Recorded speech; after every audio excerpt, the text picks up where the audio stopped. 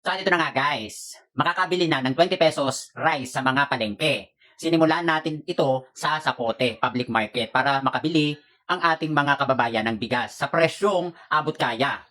So ayan mga DDS ha, may 20 pesos na kilo na ng bigas. At alam ko naman na kayong mga DDS ang naghahanap ng 20 pesos na kilo ng bigas. At formal na binisita ito ng ating mahal na Pangulo. O, mahal nating Pangulo. Kasi whether you like it or not, only one lang ang presidente dito sa buong Pilipinas. Ngayon, kayong mga DDS, kung ayaw nyo kay PBBM, lumayas kayo dito. So ito, formal na binisita ni PBBM ang ating mga public market. So ito, roll BTR.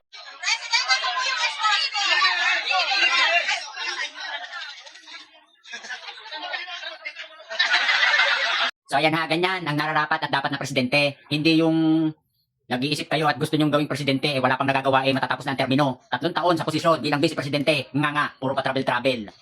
Mga DDS, kung kayo ay nagagalingan kay Sara, ay kayo na lamang yon. At kung ayaw nyo kay PBBM, doon kayo sa par. Away.